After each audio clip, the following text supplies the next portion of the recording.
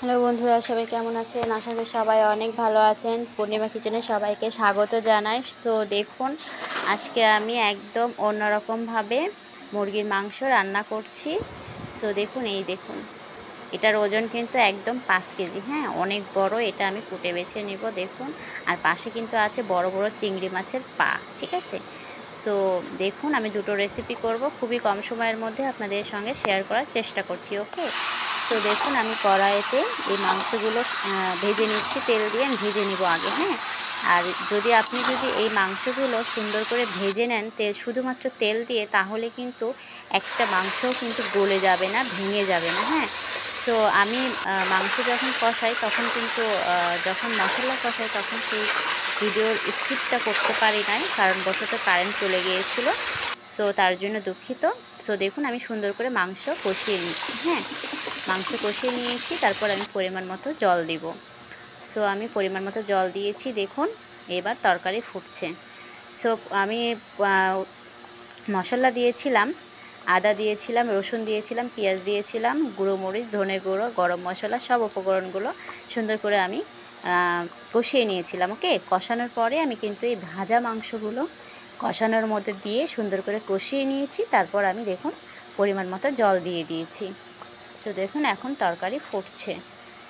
So যখন আমি সব মশলাগুলো কষাই তখন আমার কারেন্ট চলে গিয়েছিল, সেই জন্য সেই স্কিপটা আমি দিতে পারি নাই, তার জন্য দুঃখিত। দেখুন, আমি মাংস রান্না করছি একদম সিম্পল বা ঘরোয়াভাবে বা সাধারণভাবে। দেখুন, একটাও কিন্তু ভেঙে যাবে না। হ্যাঁ, সব কিছু রান্না করার কিন্তু একটা টেকনিক আছে, সেটা আমরা সবাই জানি না। সো আপনি যদি শুধু তেল দিয়ে মাংসগুলো ভেজে নেন সময় নিয়ে, তাহলে কিন্তু একটা মাংস ভেঙে যাবে না। দেখুন, সবগুলো কিন্তু একদম আস্ত আস্ত থাকবে। ওকে, সো দেখুন কালারটা কত সুন্দর আসছে।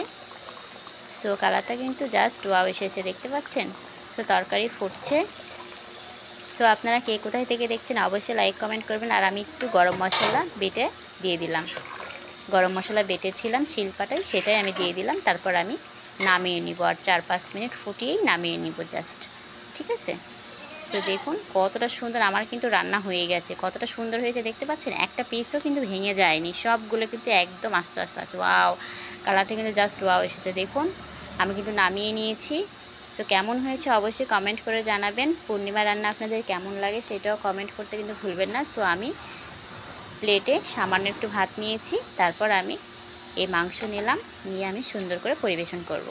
সো রান্নাটা কেমন হয়েছে অবশ্যই কমেন্ট করে জানাবেন। খুবই সাধারণভাবে, সিম্পলভাবে, ঘরোয়াভাবে তৈরি করে নিয়েছি খুবই কম সময়ের মধ্যে। সো যতটা পেরেছি ততটা আপনাদের সঙ্গে শেয়ার করার চেষ্টা করছি। সো আমি একটু পরিবেশন করব। কে কোথায় থেকে দেখছেন লাইক কমেন্ট করবেন। যারা নতুন আছেন তাদেরকে রিকোয়েস্ট করব, প্লিজ আমার চ্যানেলটি সাবস্ক্রাইব করে পাশে থাকবেন। আর যারা পুরাতন, খুব মজা হয়েছে, দারুণ হয়েছে, দারুণ, অনেক মজা হয়েছে বন্ধুরা। অনেক গরম, সেই জন্য আমি মাংসটা ভাঙতেই পারছি না। দেখুন একদম সেদ্ধ কিন্তু হয়ে গেছে, বাট অনেকটা গরম। ঠিক আছে, খুব মজা হয়েছে, দারুণ হয়েছে, ঝাল হয়েছে প্রচুর, দারুণ দারুণ দারুণ হয়েছে। সো আরেক পাশে দেখুন এই যে চিংড়ি মাছের পা, আর এই দেখুন সামান্য একটু তেঁতুল নিয়েছি। হ্যাঁ, এই তেঁতুলটা আমি জলের সঙ্গে গুলে নিব।